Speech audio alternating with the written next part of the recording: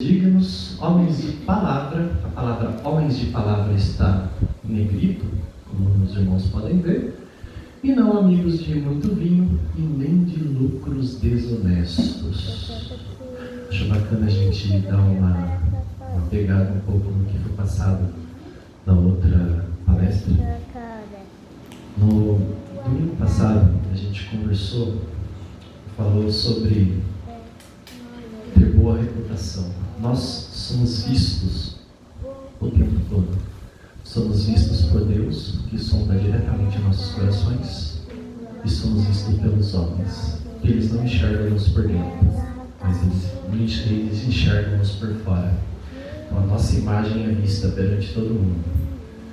Tudo que fazemos, todas as atitudes, todo o nosso modo de ser, até o nosso modo de vestir é visto pelos demais homens. Tudo que falamos, dependendo do que falamos, até a Bíblia nos fala sobre a língua. Eu não lembro exatamente como está escrito, mas ele fala que a nossa língua é como uma serpente, né? Alguma coisa assim. Mas é só lembrando que a nossa língua é venenosa. Nossa língua é perigosa. Dependendo daquilo que falamos, aquilo pode afetar muito as demais pessoas, mas principalmente a gente, certo? Então, ou seja, de acordo com as nossas atitudes e as nossas palavras, o primeiro que é afetado somos nós. É estranho até falar para os irmãos, mas, a grosso modo, nós precisamos ser egoístas, tá? Aonde eu quero dizer? Onde que eu quero chegar com isso? Nós precisamos pensar em nós mesmos. Está escrito na Bíblia, amar ao próximo como a ti mesmo. Só que se você não se ama, como é que você vai amar a si mesmo? Se você não lembra de ti mesmo, como que você vai falar que ama o próximo depois como a ti mesmo? Se você se odeia, quer dizer que você vai amar o próximo como a ti mesmo, porque você vai odiar o próximo também? Só que também fala, amar a Deus sobre todas as coisas. Se você ama a Deus, você ama a criação dele. E você é o quê? Você é a criação dele.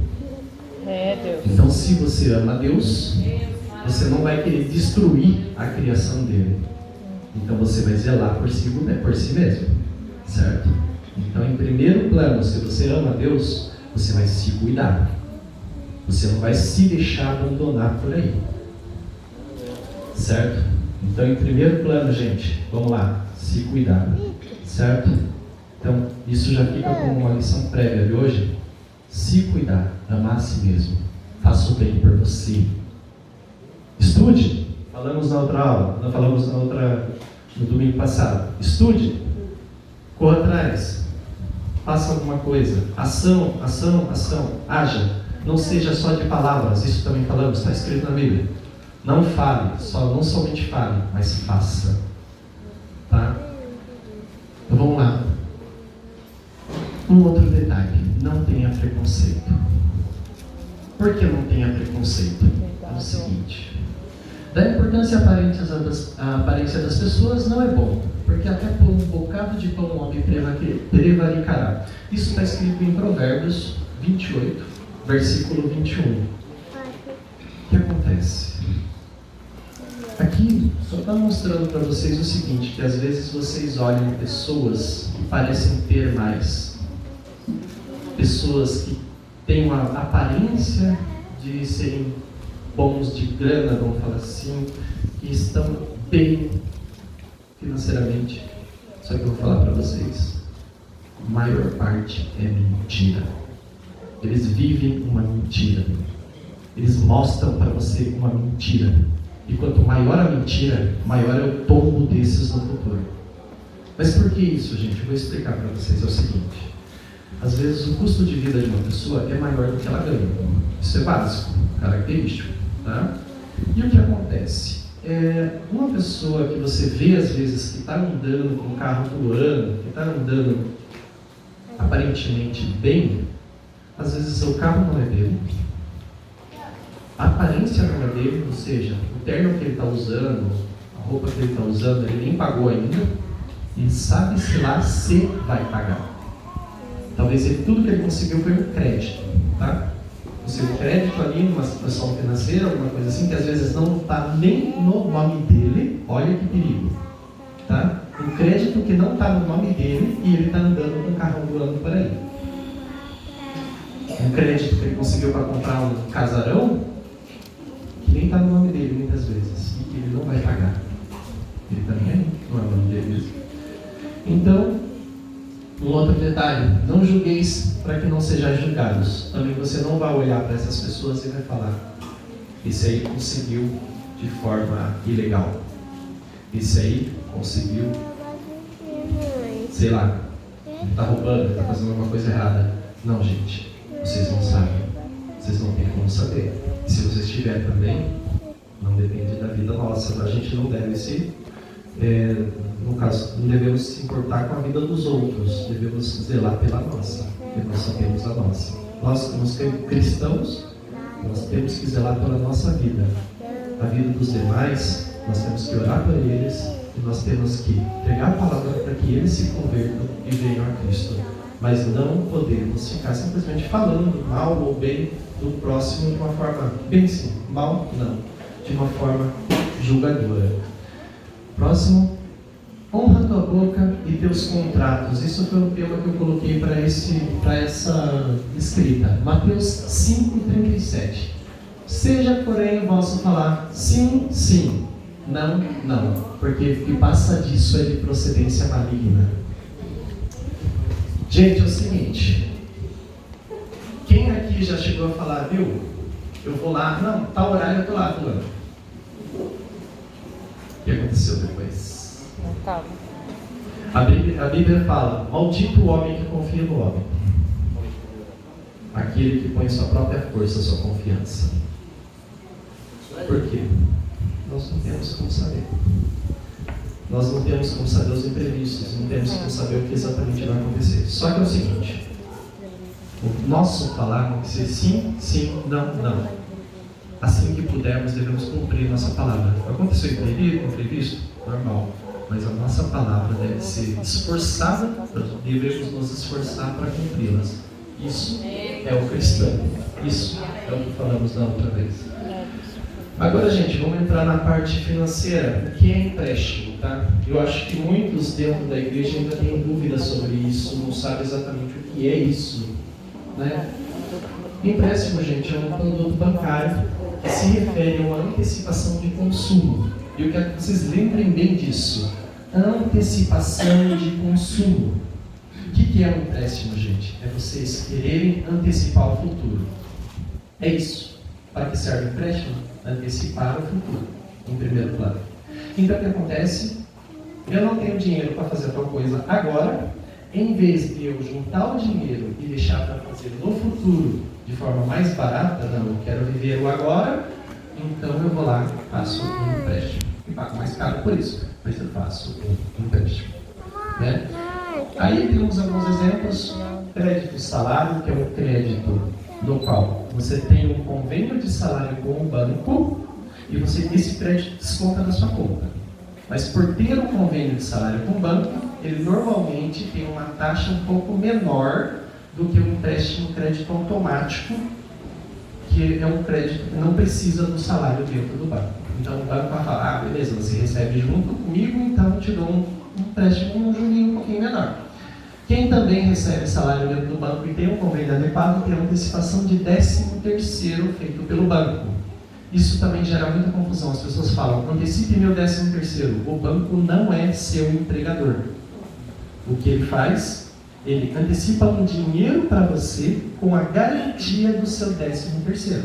Então não é o seu 13º. Se você pensava que era isso até hoje, então vamos eliminar isso da sua cabeça. Não é o seu 13º que ele vai antecipar. Ele vai antecipar um dinheiro para você, ele vai emprestar um dinheiro. Emprestou?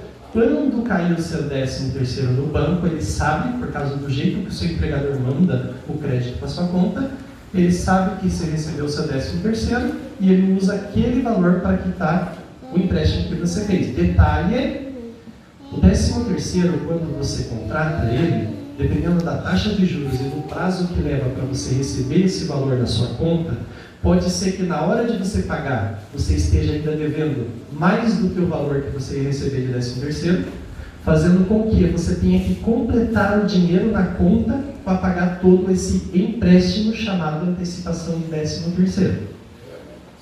Segundo, pode ser que o seu salário caia antes do prazo e o banco desconte já esse 13º de forma antecipada, fazendo com que os juros que você contratou, na verdade, tenham desconto, o que fará ser um valor menor do que o valor que você achava que ia pagar, sobrando algum valor do seu 13º na sua conta. Beleza, legal. Do outro lado, não é tão ruim, mas é interessante vocês entenderem que não é o seu salário. Aí, antecipação de fundo de garantia, gente. Fundo de garantia também o banco tem. O que é? É um empréstimo, não é o seu fundo de garantia, é um empréstimo com a garantia do seu fundo de garantia do aniversário que você receber.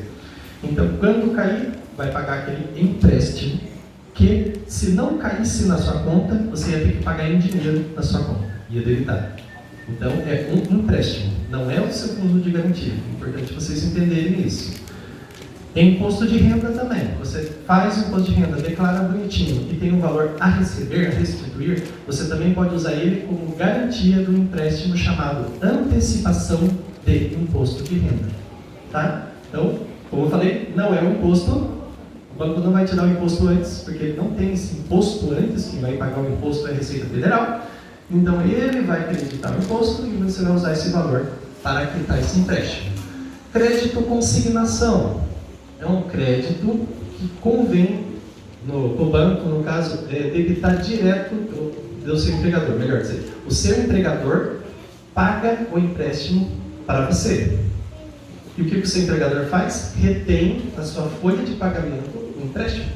Então, na hora do empregador acreditar a sua conta, ele acredita a diferença, acredita um valor menor do que o seu salário, descontando o valor que é referente ao empréstimo que você fez consignado. E aí o que acontece? Na hora de pagar o banco, quem paga o banco é o seu empregador. Então, dependendo do convênio, é isso que acontece. Crédito compra de dívidas é um crédito que os bancos têm geralmente para fazer o quê? Negociação entre dívidas interbancárias. Caso vocês não conheçam isso, o que significa, gente? Você tem uma dívida X no banco tal. Um outro banco pode comprar essa dívida sua muitas vezes com juros menores. Às vezes, sem liberar novo crédito. Simplesmente você deve R$1.000 para o banco Y, e aí você vai lá e pega aqueles R$1.000 e fala, gente, eu pago, sei lá, 13 prestações de R$100. O que acontece? Você chega lá no outro banco e ele fala, beleza, traga aqui para nós, e conosco você vai pagar 13 prestações, não é mais de 100, R$95, por exemplo. Então você simplesmente manda o seu empréstimo de um banco para o outro com juros menor, você acaba decaindo os seus juros e pagando mais barato nessa questão. Tá? Lembrando que eu acredito que todos os bancos tenham essas linhas, são específicas para isso. Então, principalmente, compra de dívidas de consignação é o mais comum, que é tratado, e tem a outra questão também que eles podem fazer, um crédito automático para cobrir o outro banco. Ele pode falar, você tem o juros tal nesse banco e a gente faz um juros tal aqui. Então aqui fica mais barato do que lá e beleza. Crédito automático, que é o que eu já fui falando. Enquanto isso, o crédito automático é mais comum, é um crédito que você fez uma análise de crédito no banco ali, beleza, já tem um acesso. Quero lembrá-los do seguinte, para ter crédito no banco, o que você precisa? Nome limpo, renda comprovada, e você precisa dizer para o banco que você tem como pagar. Cadastro atualizado. Tá? É isso. Tá? Preciso de um empréstimo? O que eu preciso? Atualizar meu cadastro perante o banco, ter o nome limpo, né? E beleza, aí o que acontece, gente? De acordo com o seu salário, ele vai fazer uma análise de crédito e vai descobrir quanto que você pode ter ou não de empréstimo. Tá? Então, eu quero só lembrar vocês, no domingo passado eu falei sobre o crédito. O que acontece? Quem pode ter crédito? Não é quem tem, é quem diz e prova que tem condições de pagar. Então é isso que faz você ter crédito. Melhora o seu crédito, quanto melhor condições você prova que tem para pagar. Se você tem um olerite e tem uma renda muito maior, seu crédito é maior. Se você não tem um olerite, você já vai ter que fazer uma renda informal, talvez seu crédito já seja menor. Um valor baixo de renda, menor também. Tá? Então, isso que eu quero deixar claro para vocês. Tá? Outros produtos que talvez vocês possam conhecer, o cheque especial. Cheque especial não é cheque, tá? Olha que interessante. Cheque especial é um produto que quando você imprime uma folha de cheque, realmente ela parece cheque especial, pode parecer como cheque ouro. A pessoa que recebe o seu cheque, ela descobre que você tem um limite no banco, mas o nome cheque especial, na verdade, é aquele limite no banco, um limite na conta. E um segredinho que eu vou falar para vocês, ele é útil? É, se vocês tiverem alguma emergência que vocês vão precisar fazer de manhã e à tarde, vocês têm o dinheiro para cobrir. Você vai lá no banco e deposita. Sabe o que aconteceu? Você pagou 0 juros por um dinheiro que não recebeu. Só que, desde que você sacou de manhã, depositou à tarde.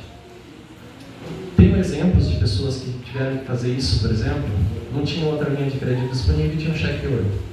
Pegou o dinheiro de manhã, foi para São Paulo, juntou com estoques, voltou à tarde, vendeu e conseguiu ainda depositar no mesmo dia, cobriu, pegou o dinheiro de graça e ganhou dinheiro em cima dele. Mas é só uma dica para vocês. Financiamento, acho que vocês já sabem, é uma linha para financiamento de bens e etc. O que é o financiamento? A diferença entre financiamento e empréstimo é o seguinte: quando você financia um bem, você automaticamente dá ele em garantia. Então, por exemplo, vou financiar um carro, o carro fica alienado ao banco enquanto eu estou pagando, certo? Então, qual que é a diferença entre o empréstimo para comprar um carro e o financiamento de um carro? Se você fizer um empréstimo para comprar um carro, você não está usando o carro como própria garantia do empréstimo. Então, o que acontece? A sua taxa de juros é maior. Então, a taxa de juros de empréstimo comumente é maior do que um financiamento direto, tanto de veículo, de imóvel, etc. Consórcio e cartão de crédito. Consórcio é um jeito de juntar dinheiro, teoricamente, né? Você vai juntando dinheiro para você comprar um bem. O que acontece? Você vai juntando dinheiro, no período que você está juntando dinheiro, você concorre a ser sorteado. Se você for sorteado a sua carta, você pega o valor todo para você poder comprar um bem. Lembrando que enquanto você ainda está pagando o consórcio, o seu bem vai ficar alienado. Então, por exemplo, estou pagando um consórcio de carro e aí de repente eu sou contemplado. Eu vou pegar uma carta de crédito para comprar um carro e aliená-lo na operação enquanto eu ainda estou pagando. Aí estou pagando. E aí, se eu for comprar um consórcio de imóveis, a mesma coisa. O bem, o imóvel, vou ter que alienar ele enquanto eu continuo pagando, até que eu termine de pagar. A diferença é, se você for contemplado nos primeiros meses que você entra, você está pagando o que seriam juros, não é juros, o consórcio ele tem uma taxa de administração que é diluída no prazo total. O valor final, você acaba pagando muito menos do que se você estivesse financiando, etc. Só que tem um porém. Se você for contemplado lá na última parcela, aí você só praticamente pagou a taxa de administração para juntar dinheiro. Então é uma questão de sorte nesse caso, mas tem uma outra viés. O consórcio, ele pode também, você também aceita que você possa dar um lance, que a gente fala. E o que é esse lance? Esse lance é um valor prévio que você oferece para você poder receber a sua carta. Como que você sabe se você foi contemplado ou não? Funciona assim. O lance, os maiores lances, das pessoas que oferecem mais dinheiro, é juntado esse capital todo, e entre os melhores, juntando com as parcelas de todo mundo que pagou, eles vão ver quantos eles conseguem contemplar. E eles vão contemplar do maior para o menor. É simples assim. Então assim, não é uma sorte. É simplesmente você pagar mais. Então você entra num consórcio, você vê lá que eles estão dando geralmente 30% do valor do bem, você chega dando 50% do valor, pode ser que você esteja contemplado. O que vai acontecer com a sua carta? A carta de crédito que você contratou com o consórcio, e de repente, vamos supor que seja R$600 de parcela, como você deu praticamente 50% do valor, então ela vai cair de R$600 de parcela para R$300 de parcela, mantendo o mesmo prazo, se você escolher diluir prazo. Senão você simplesmente diluir o valor de parcela. Se você escolher diluir prazo, reduz o prazo e você paga em menos tempo do que o combinado, tá? Mas é assim que funciona no consórcio. Cartão de crédito talvez vocês já conheçam, tem cartão com anuidade, tem cartão sem anuidade. Cartão sem anuidade muitas vezes não tem pontuação, ou tem uma baixa pontuação, livelo, alguma coisa assim. O que as pontuações você pode usar para trocar em milhas, você pode usar para você viajar, ou você fazer um cashback, ou seja, receber um dinheiro de volta por uma conta que você já pagou, de certa forma. E aí o que acontece? Os que têm pontuação, muita gente não sabe, mas às vezes eles têm uma certa faixa de gastos que te dá uma certa isenção de anuidade, etc. Então, desde que você gaste um X por mês, você já não paga anuidade mesmo e você ganha a pontuação também. Diferente de um outro que você ganha uma miséria de pontuação ou, ao mesmo tempo, você não ganha pontuação nenhuma, mas também não paga anuidade. Então, vocês vão ter que estudar sobre isso para vocês dizerem, peraí, qual que é a melhor opção no meu caso? Qual que eu prefiro? Tá? O que é bom para o seu colega, muitas vezes não é o que é bom para você. Então, cabe a cada um de nós escolhermos aquilo que vamos administrar na nossa vida pessoal, na nossa vida financeira. Tá? Um exemplo bíblico sobre empréstimo, que eu acho que vocês vão gostar muito, é aqui, Deuteronômio 28, versículo 12. Olha bem, isso aqui é uma promessa de Deus. O Senhor te abrirá o seu bom tesouro, o céu, para dar chuva à tua terra no seu tempo. Presta atenção nisso. No seu tempo. E para abençoar toda a obra das tuas mãos, e emprestarás a muitas nações. Porém, tu não tomarás emprestado. Aleluia! Glória a Deus! Agora é hora de dar glória a Deus. Glória a Deus. Tu não tomarás emprestado. E o Senhor te porá por cabeça e não por cauda. Calma aí, gente. Mas peraí. Te porá por cabeça e não por cauda. E só estarás em cima e não de baixo. Só tem um C aqui, gente. Se obedeceres aos mandamentos do Senhor teu Deus, que eu te ordeno para os guardar e cumprir. Tem que obedecer a Deus, gente. Aleluia! Tá? Tem que obedecer a Deus. Então, aí sim, vai ser cabeça, não vai ser cauda. Estarás em cima, não embaixo. Tá? Fala tudo, Jeová. Quando fazer empréstimo? Quando? Aqui eu tenho 2 exemplos para vocês. Eu acredito que não tenha outros motivos muito grandes para você realmente fazer empréstimo. Doença, urgência. Sabe aquela pessoa que de repente ficou lá numa situação urgente e você precisa correr e pagar uma cirurgia, alguma coisa assim? Tá? Primeiro, você põe os joelhos no chão, pede para Deus curar, e depois você descobre se Deus ele vai usar de acordo com a sua fé ou se ele ainda quer das suas obras. Se ele quiser que você faça as suas obras também, não dependa somente da fé, que nós comentamos também no domingo passado, ele vai querer que você age. E aí você pode agir. Aí o que você faz? Você não tem dinheiro, de repente, você quer salvar aquela vida, né? Então você vai ter que fazer às vezes um empréstimo. Aí você faz um empréstimo para poder conseguir fazer essa cirurgia, alguma coisa assim. E agora um segundo fator, oportunidade. O que é oportunidade, pessoal? Vamos lá. Fazer empréstimo como oportunidade. Uma coisa que a gente sempre julga como negativa é você fazer empréstimo para pagar empréstimo. Tá? Nunca faça. Tem exceções, vou explicar como, mas nunca faça. Primeiro coloque na cabeça, nunca faça empréstimo para pagar empréstimo. Nunca faça empréstimo para pagar dívida. Não importa para quem você deva. Entendeu? Isso é a regra do cristão. Coloque isso no coração de vocês. Para agora. Não faça empréstimo para pagar ninguém. Aí você fala, mas vou pagar como? Preciso pagar. Eu sou cristão. Eu quero meu nome limpo. Falamos do nome agora há pouco. Quero meu nome limpo. Quero tudo certo. Gente, é o seguinte. Se você não tem condições de pagar o seu irmão que você está devendo, qual a garantia que você tem que você vai conseguir pagar um empréstimo com juros em cima do valor que você precisava pagar para o seu irmão? Vocês têm alguma garantia? A fé? Somente a fé? Porque fé sem obras, já falamos que é morta. Certo? E as obras, temos que tomar cuidado com as nossas obras. Não é qualquer obra. É obra com sabedoria, obra com inteligência. É a obra guiada por Deus, certo? Então o que acontece, gente? Fazer empréstimo para pagar empréstimo? Não. Fazer empréstimo para pagar dívidas? Não. Exceto numa situação, tá? Você tem uma dívida e essa dívida tem uma taxa de juros.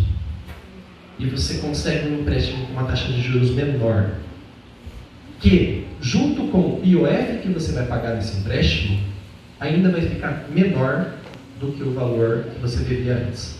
Como saber, gente? Eu estou falando de IOF, eu estou falando de juros. Vocês não precisam saber nada disso. Para com isso. Ah, eu preciso estudar sobre isso. Não, você não precisa estudar. É só você pegar o papel e ler. Quanto eu vou pagar? Quanto eu estou pagando e quanto eu vou pagar? Ah, é 10 parcelas de 100? E agora no outro empréstimo é 10 parcelas de 90? Pergunta para todos vocês. Qual que é maior? 100 ou 90? Ei. E aí? Ficou fácil? Não ficou fácil? Então vocês vão chegar lá e perguntar para o cara do banco, viu? Peraí, pago quanto? Só isso mesmo? Não tem nenhuma taxa extra, adicional, uma manutenção a mais de conta, qualquer coisa, seguro que eu vou ter que implementar, qualquer coisa assim? Não, é só isso. Então quer dizer que eu pagava 100 no outro banco e eu vou pagar 90 aqui? No mesmo prazo, na mesma quantidade de meses? Perfeito. Pode fazer. Tá? Aí é de Deus. Tá? Caso contrário. Uma outra situação, oportunidade, questão de doença, urgência, lógico. Amar ao próximo como a ti mesmo. Assim como você correria atrás de fazer um empréstimo muitas vezes para você curar alguém da sua família, fazer uma cirurgia, uma coisa de emergência, se você deve para alguém que não te cobra juros, mas que está numa situação crítica de emergência, esse é de Deus. Faça, se for necessário, mas pague essa pessoa que você deve, tá? Senão o sangue dessa pessoa que morrer vai descer pela sua cabeça, vai ser pelas suas mãos, vai estar pelas suas mãos. Suas mãos vai estar o sangue daquele que morrer por causa daquilo que você deixou de pagar. Então você deixa de pagar alguém que muitas vezes está numa situação crítica, uma situação de emergência. Aí eu aconselho você, faça um empréstimo para pagar essa pessoa, mas ali tudo bem. Aqui eu coloquei uma fórmula para vocês. Isso aqui, gente, é o seguinte, vocês não precisam saber sobre isso, mas é só um detalhe, tá? Fórmula, todo empréstimo ele tem um valor de parcela que você paga normalmente. A maioria dos empréstimos que você faz como pessoa física vai estar dentro da parcela da price, né, no caso, uma forma de pagamento dentro da price. O que quer dizer isso? Em vez de você pagar um valor X por mês que vai reduzindo conforme o prazo, vou explicar. Vocês deviam R$1.000. R$1.000 em um mês tem um valor de juros.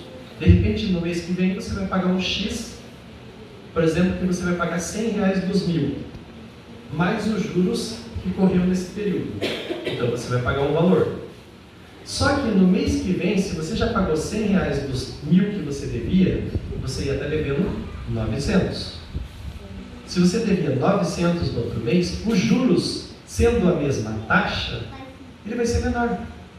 Se você pagava 10% de juros no primeiro mês que você estava devendo R$1.000, no mês seguinte você está devendo R$100 de juros. Estou supondo que você pague R$200 de parcela. 100 dos juros, quitou os juros. 100 da parcela, caiu para 900 sua dívida. O que vai acontecer? No outro mês, vai ser 900 sua dívida. Se é 10% dos juros, não vai ser mais R$100 de juros, vai ser 90.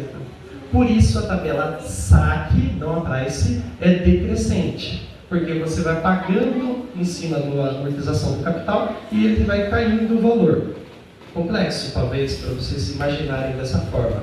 Mas é só para vocês entenderem como que alguns de vocês vão escutar e perceber por que as parcelas caem na saque. Na tabela price ela já é diferente. Aquela que você paga bonitinho o valor X todo mês do seu empréstimo, por exemplo. Paga aquele valor, só aquele valor. O que acontece? Os juros são distribuídos no período de uma forma que você pague sempre o mesmo valor. O que acontece? No começo, você acaba pagando pouco da amortização real. Então, o que acontece? O valor da sua dívida, muitas vezes, em vez de cair muito, ele cai bem pouco. Então, os R$1.000 que você devia, de repente você está pagando 10, 15 reais dele. E no próximo mês os juros vai estar lá ainda, até o prazo final. Então, assim, demora um pouco mais para você quitar mesmo a dívida, porque a amortização também é distribuída no prazo. Então, ele não divide a amortização por igual todo mês. Na SAC, a gente chama de sistema de amortização constante. O que acontece? Se você fez R$1.000 em 10 meses, você vai amortizar o capital em 10 de R$100. Só que é 10 de R$100 e vai ter que pagar também o juros separado. A praxe não. Você paga um percentual com base na distribuição. Próximo. Aqui, eu coloquei um exemplo aqui, tá? Eu acho que não vai dar para todo mundo enxergar, mas é uma coisa interessante só para vocês terem uma visão. Vou falando para vocês só para vocês entenderem. E em cima eu fiz uma simulação de empréstimo de R$1.000. Coloquei em 10 parcelas. Numa taxa que é muito padrão para a pessoa física que não tem renda com consignação, que é 5,89 ao mês. Tá? Muitos vão ter taxas melhores, muitos vão ter taxas maiores, acredita. Não é o banco que te dá a taxa, é você. O seu nome. Tá? Seu nome é ruim, sua taxa vai ser ruim. Seu nome é bom, talvez até algum banco ou outro tenha uma taxa ruim também. Mas depois você acha um banco que vai ter uma taxa boa, porque o seu nome é bom. Então, se você zera para o seu nome, sua taxa é melhor. E aí, o que acontece aqui? Parcela, gente. Olhe bem. Em cima de R$1.000, dividido em 10 vezes, você tem um total de R$1.351,61 para pagar no final.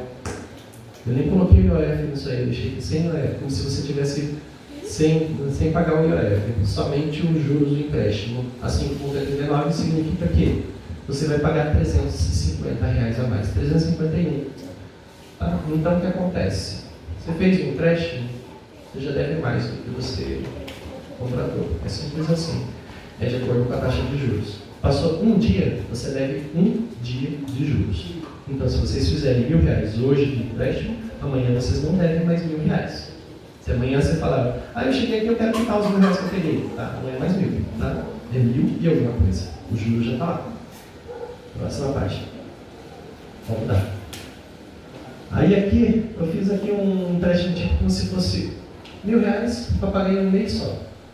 Por exemplo, o que iria acontecer no caso do mês? R$1.000 em um mês, 5,89%, em apenas 30 dias você já deve R$58,90. Certo? Então, no mês seguinte, você acabou de fazer um empréstimo e vai pagar no mês seguinte, em um mês, não é mais R$1.000. É R$1.059, tá? Próxima tela. Só que tem um detalhezinho que eu não falei para vocês ainda. Eu estava falando sobre IOF e não falei para vocês o que significa. É agora que entra.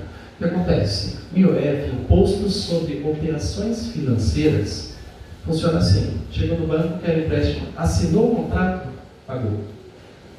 Simples assim. Assinou o contrato, você pagou diretamente para o governo. Aí você fala, eu fiz um empréstimo de R$1.000, o que vai acontecer comigo no dia seguinte? No dia seguinte, passa a próxima tela, por favor. Aqui, no dia seguinte, o que vai acontecer? Os seus R$1.000 não é mais R$1.000, é R$1.025,17, por exemplo. Isso aqui é uma simulação real, eu fiz no meu próprio aplicativo, só para trazer para vocês. Mas o que acontece? É R$1.025. Então, IOF, você já pagou em cima de R$1.000, R$25. Tá? Nessa simulação que eu fiz, o IOF ele é diluído no prazo, tá? Só lembrando vocês pagam uma taxa fixa de 0,38% e mais uma taxa ao dia das amortizações que você vai fazer do empréstimo de 0,0118, né? Então 0,0118 ali de juros ao dia, tá? Mas assim, 0,0, então 1% é 1. Daí o que acontece? Não é 1, é 0,01118. Então o que acontece? É pouco teoricamente, mas quando você dilui no prazo total, você paga bastante. Se você for olhar aqui, eu fiz uma simulação no dia 10/4, que eu ia quitar a data de vencimento dele 20/12, 20 de dezembro. Olhe bem, 10/4, hoje, para o dia para dezembro. Lá para dezembro, daqui até dezembro, o cálculo de IOF deu R$25 para eu pagar, certo? Então, se eu contratasse, o que ia acontecer? Eu fiz o contrato, assinei, via meio digital, digitando a senha ali, ou feito com caneta lá no banco, assinei, saí de lá, eu já estou devendo, já paguei, na verdade, R$25. Então, o seu valor do empréstimo, por exemplo, nesse caso aqui, ó, eu liberei na minha conta líquido R$1.000. Só que, na hora que eu liberei, o dinheiro caiu na minha conta R$1.000, o banco me emprestou para mim R$1.025,17. Como assim o banco me emprestou para você? É o seguinte, se eu não desembolsasse um valor na hora e falasse, ó, o do IOF está aqui, e me dá um empréstimo de 1.000, tudo bem, o banco podia fazer isso. Ah, não, o IOF está aqui, ó, eu vou pagar a parte e o empréstimo de 1.000. Normalmente, o empréstimo que você faz nos bancos já é incutido ali, já mostra, você quer quanto? 1.000? Então é 1.000 liberado na sua conta. Você deve isso. Então, assinou, você já pagou. Assinou, pagou? Já era, né? Beleza. Aí, em cima do valor total contratado, então, o valor que liberou na sua conta mais o IOF, é aí que você vai pagar juros. Entendeu? Você não vai pagar juros em cima de 1.000. Você não vai calcular o percentual dos juros do empréstimo que você fez em cima dos R$1.000 que você pegou. Não. Você vai calcular o percentual de juros em cima do valor que caiu na sua conta, mais o IOF que o banco pagou por você, que você poderia pagar a parte se quisesse, mas ele te emprestou também. Então, quero que vocês lembrem que é somado, então te emprestou os dois valores. Certo? Garantias. O que acontece, gente? Quanto melhor a garantia do seu empréstimo, menor os juros. Certo? Então, o que acontece? Consignação de pagamento é uma das melhores garantias. O que acontece? O banco não tem que confiar em você, ele vai confiar na sua empresa. Então, ele confia no seu empregador. Então, se o seu empregador não pagar, ele vai cobrar você ainda. Olha que legal. Como assim? Eu fiz um consignado e saí do emprego. Eu tenho que pagar? Gente, seguinte. Consignação é uma garantia do seu empréstimo. Tá? Se é consignação de pagamento normal, se é consignação do INSS, não importa, gente. Se é o empregador seu. O INSS é como se fosse um empregador seu também. Então, se você fez um empréstimo consignado, a consignação é uma das melhores garantias, por isso os bancos têm uma taxa muito mais baixa do que as demais garantias normalmente, para quem tem um consignado. A órgão público, muitas vezes a consignação, órgão público e INSS, os valores de taxa são bem menores. Diferente de uma empresa que é privada e que também tem um convênio de consignação no banco, muitas vezes sai um pouquinho mais caro da taxa do que de órgão público. Mas ainda é melhor do que sem garantias. Fidejussória, aval e fiança. Alguém sabe a diferença entre os dois? Uma pessoa tem que avalizar a coisa da outra e fiança você dá um bem. Então, na verdade não, mas foi bom você falar. Olha bem, gente, existe a fidejussória com bens computáveis e existe a fidejussória sem bens computáveis, muitas vezes. A fidejussória sem bens computáveis, você simplesmente assina um documento e por causa do seu nome limpo, você garante que se a pessoa, o devedor que deve ali, se você assinou por ele, se ele não pagar, é o seu nome que foi sujado. Aí tem um detalhe, existe uma preferência. Por exemplo, se você fez uma fiança, primeiro o banco vai acionar o devedor. Se o devedor não pagar, ou seja, ele vai mandar cartinha lá para o devedor, ele vai cobrar o devedor, falar, viu, e aí? Não rolou? Não pagou? Agora ele entra em contato com o fiador. Fala, viu? Fulano não pagou, mas nessa daí ele já sujou o nome do fiador. Certo? Então, tá ali. Aí o que acontece? No aval, se você for avalista, se o banco quiser mandar cartinha direto para o avalista primeiro, ele manda. Sabe por quê? Ele não precisa mandar direto para o devedor. Ele pode mandar para o avalista. E aí, se ele mandar para o avalista, por que ele mandaria para o avalista? Porque ele é um ótimo cobrador. Entendeu? O avalista é um cobrador. Se você foi avalista de alguém, e se alguém deixou de pagar, e eu mando uma cartinha para você, você não vai falar nada? Tá. É isso aí. Então isso é ser avalista. Lembrando aqui na Bíblia está escrito: não seja fiador de ninguém, tá? Senão vão tomar sua cama, tá? Então, só para vocês entenderem. Mas assim, vamos lá. Aí o que acontece, gente? Fiança tem essa questão. Então, fiança é assinado um contrato, né? E o avalista pode assinar uma cédula de crédito bancário. Ambas podem ser registradas ou não, e normalmente são registradas para fazer quando vai executar. A palavra executar é quando se entra em processo contra as pessoas que são devedoras. E o que acontece, gente, é o seguinte: quando ela falou de bens, né? Por exemplo, o que acontece? O avalista ou o fiador, ele normalmente declara que possui bens. Por exemplo, às vezes, para quem vai pegar um empréstimo de valor maior, alguma coisa assim, ele precisa declarar os bens que possui para poder fazer. Não faz diferença alguma, na real. Porque o que acontece? Quando você é processado porque deve, se no processo eles quiserem que façam um rastreio e descubra quais bens você possui, eles vão até na sua casa.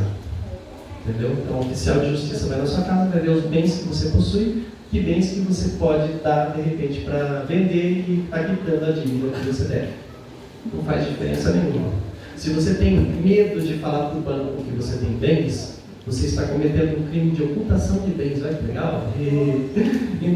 Então o que acontece? Você está mentindo. É simples assim. E o banco perguntou: você tem bens? Não. Então vamos declarar que você não possui bens. Tá? Então, se você declarou que não possui, quer dizer que você está dizendo que não possui. É o que está escrito lá atrás. Seja o nosso falar sim, sim. Não. Certo? Então é isso.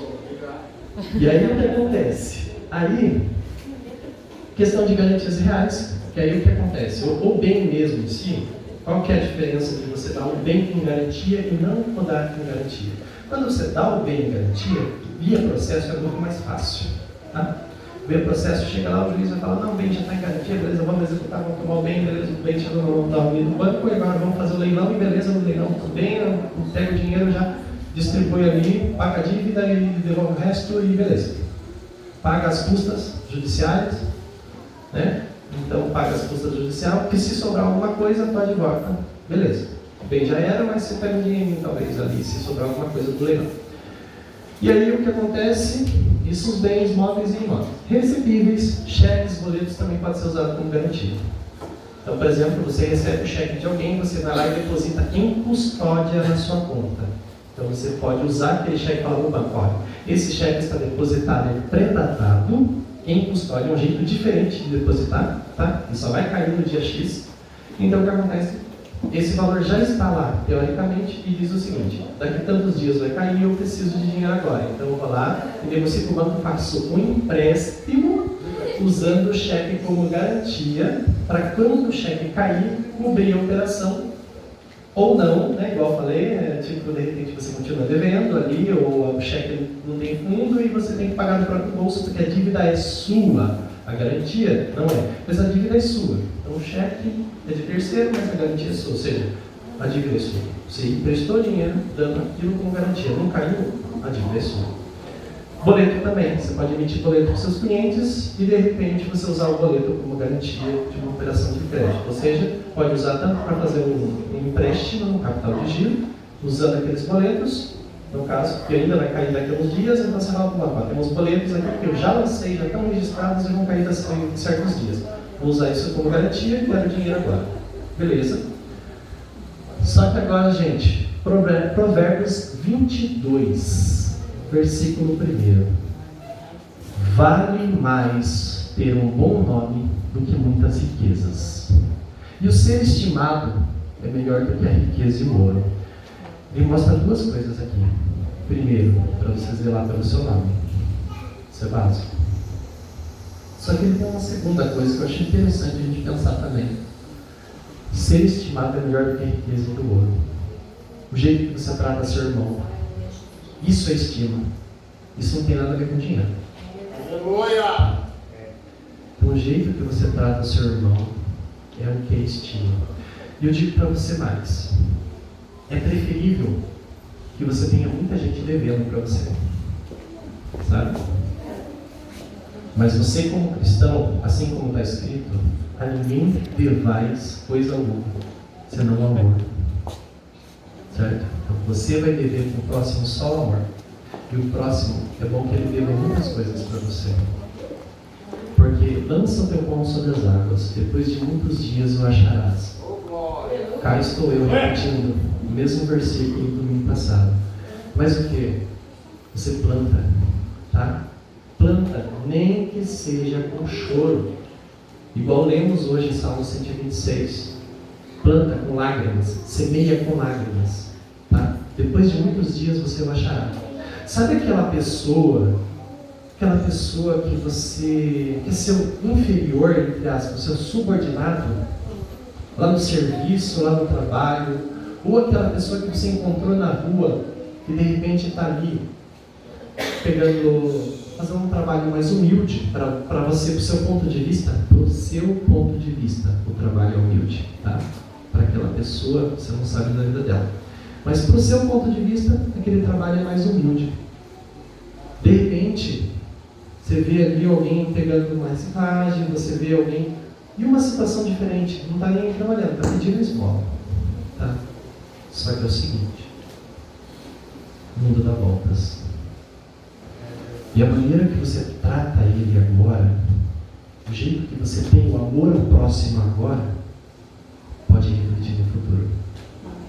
Aquela pessoa que você de repente humilhou hoje, pode ser o seu chefe no futuro. Ou aquela pessoa que você não soube como falar com ela hoje, é a pessoa que vai falar de você, que iria falar de você no futuro, numa proposta que ia mudar a sua vida. E você só tem o presente, você só tem o hoje, você não tem amanhã. Está escrito, basta a cada dia o seu mal. Significa que você só tem o agora. Você tem o agora para aprender, que é o que vocês estão fazendo agora. Vocês têm o agora para agir, que é o que vocês já vão começar a pensar e vai fazer no futuro. Agir da maneira correta. Então, não julgueis para que não sejais julgados. Não pense que seu irmão é inferior a você. Nunca. Porque ele também é imagem e semelhança de Deus, assim como você. Aleluia! E a partir do momento que você olhar para o seu irmão e falar, esse não vale nada, você está falando a imagem e semelhança de Deus, que esse não vale nada. Eita, Deus! Então é isso. Aleluia! Honra e advertência. Abacuque 2, versículo 6. Não levantarão, pois, todos estes contra ele uma parábola, um provérbio sarcástico contra ele, e se dirá, ai daquele que multiplica o que nasceu até quando, e daquele que carrega sobre si dívidas. Olha, gente, aqui está falando uma situação hipotética dos irmãos, acho que é Abacuque 2, versículo 5, alguém consegue dar uma olhada para a gente? Mas enquanto procura, também fala, ai daquele que para sua casa ajunta cobiçosamente bens mal adquiridos, para pôr o seu ninho no alto, a fim de se livrar do poder do mal. Olha que interessante. Manda ver.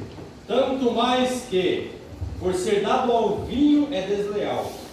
Homem soberbo que não permanecerá, que alarga como o inferno a sua alma, e é como a morte que não se para, que ajunta a si todas as nações e congrega a si todos os povos. Ele está falando nesse... Deus abençoe. Então, nesse versículo ele está falando sobre a soberba, está falando sobre alguém dado ao vinho, dado aos prazeres, certo? Só que não levantarão, pois, todos esses contra ele uma parábola, um provérbio sarcástico contra ele, e dirá, ai daquele que multiplica o que é seu, até quando? Daquele que carrega sobre si dívidas. Por quê? Porque ele faz isso com o dinheiro dos outros. Ele faz isso devendo para alguém. Lembra daquilo que eu falei antes? Não julgueis para que não sejam julgados. Quando você pensa que alguém está andando bem, vestido, um carro com não sei o quê. Não é dele muitas vezes. Tá? Desses, vocês não devem ter nenhum sentimento que possa se chamar de inveja, vamos falar assim. Vocês não devem invejar jamais. Sabe o que vocês devem invejar? Vocês devem invejar sim aquele que chega e põe o joelho no chão. Esse você pode invejar, tá? Aleluia. Temos licença para dizer que pode, né, pastor? Pode, né? Então pode invejar. Aquele que põe o joelho no chão, pode invejar, tá? Então aquele que põe o joelho no chão e ora, e que tudo que ele põe a mão se multiplica, e que a sua língua só fala coisas boas, coisas santas e agradáveis. Aquele que sabe tratar o seu próximo como a ti mesmo. Aquele que demonstra o amor em cima de todas as coisas. Aquele que mostra que realmente é santidade de Deus. Aquele que não demonstra de si mesmo tudo, mas que ele mostra ao mundo que ele é a luz do mundo. Ele é o sal da terra. Esse pode invejar. E aí, o que acontece, gente? Ó, eu quero que vocês prestem bastante atenção que ai, deixei negrito, daquele que carrega sobre si dívidas. Sabe por que eu quero dizer isso? Prestem atenção ali embaixo, fala, ajunta cobiçosamente bens mal adquiridos. O que são bens mal adquiridos, pessoal? Além de bens mal adquiridos serem quando você adquire um bem com dinheiro que não é seu, já começa por aí. Emprestei dinheiro para comprar um bem.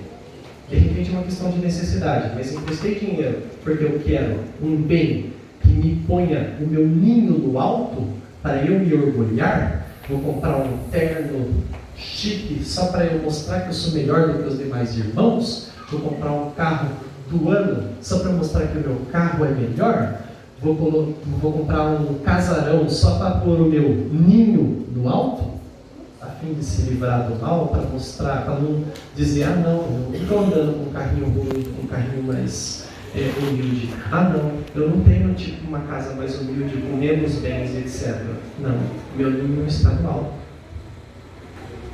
Você não tem condições de pagar muitas vezes aquilo, mas você quer correr atrás de bens para colocar o seu ninho no alto. Pode deixar para o carro. Então, aí tá. Aí eu vou falar para vocês um detalhe. Vocês nunca serão os mesmos. Mês que vem vocês têm duas alternativas. Somente duas. Sim, sim, não e não. O meio termo não existe. Eu vou falar para vocês exatamente para quê. Sabe para quê? No mês que vem vocês vão ser ou mais rico ou mais pobre. Lamento, vocês não têm uma terceira opção. É muito difícil vocês conseguirem a terceira opção. Tá? Vocês até poderiam, mas é uma situação hipotética muito rara. É quase impossível. Tá? Então vocês só têm mais essas duas opções mesmo. Mais rico ou mais pobre. Vocês não têm como ficar igual. Tá? Já falo logo que não tem, porque a probabilidade é muito baixa. Tá? E vou dizer para vocês mais. Sabe o que é estar mais rico no mês que vem? Duas coisas. Reduzir o custo de vida em R$1 significa estar mais rico R$1 no mês que vem. Aumentar a sua renda em R$1 significa estar R$1 mais rico no mês que vem. Entendeu? Legal, né? Então isso significa que você deve valor no pouco, porque aquele que é fiel no pouco, sobre muito Deus o porá. Então o que acontece? Você deve dar valor aos centavos, tá? Para você chegar no real. Você dá valor ao real para você chegar nos 1.000. Você dá valor nos 1.000 para você chegar no 1.000.000. Não tem outro caminho, tá? Só que o que acontece? Dentro dessa situação, eu quero ficar mais rico no mês que vem. O que vocês precisam fazer? Primeiro plano. Vocês precisam ou reduzir o custo de vida ou aumentar a sua renda. Lembrando que é muito mais legal, mais gostoso e prazeroso você aumentar a renda. Tá? Mas, porque muitas vezes você fala, poxa, pode ficar sem o lixo, sem o luxo, né? De repente eu gosto de andar de carro, o combustível está caro. O que eu faço? Ganho mais para conseguir pagar o combustível, no mínimo, manutenção do carro, etc. Ah, não dá? E aí? No mês que vem você vai estar mais pobre se as suas dívidas são maiores do que sua renda. No mês que vem você vai estar mais rico se suas dívidas e seus gastos forem menores do que a renda que você adquire. Se você não for fiel no pouco, você nunca vai chegar no muito. E o que acontece? Ser fiel no pouco é na obra de Deus e é fora dela. Então você precisa, primeiro, por que você tem que ser fiel na obra de Deus? Eu quero lembrar vocês o seguinte: quem é dizimista vai perceber, na verdade, que Deus, Ele é onisciente. O dizimista vai perceber, o outro nem percebe porque está desatento mesmo. Mas o dizimista, ele percebe que Deus é onisciente, sabe? Significa que Deus sabe tudo. Deus, Ele sabe tudo. Ele simplesmente não faz nada que seja negativo para a sua obra. E o que acontece? Se Deus te abençoa, Ele abençoa a obra dele. Certo? Então, se Deus te abençoa, Ele abençoa a obra dele. Então, automaticamente, Ele acrescenta a sua renda para que a obra dele evolua. Então, se você é fiel, desde que seja no pouco, sobre o muito Ele vai te abençoando e te ajuda a chegar lá. Se você não é fiel no pouco, Ele vai te deixar com o seu próprio esforço. Ele não vai te abençoar? Possivelmente não. Mas Ele vai deixar você com o seu próprio esforço. Ele vai deixar, não, faça aí, do seu jeito. Quer me ajuda? Te ajudo. Mas ajuda também, faça a obra, faça a sua parte. Tá? Aí, só para encerrar, pessoal, é o seguinte: fiel no pouco também, fora do conceito religioso, quero lembrá-los do seguinte: dê valor aos centavos. Fique 1 centavo mais rico ou 1 centavo menos pobre no mês que vem. Reduza o seu custo de vida em 1 centavo, R$1, R$100, R$200, R$1.000 se você puder. Reduza agora, ou aumente sua renda, R$1.000, etc. Agora para o mês que vem. Mês que vem, esteja um real mais rico. Pelo menos isso. Tá? Aí encerra, pastor. Amém.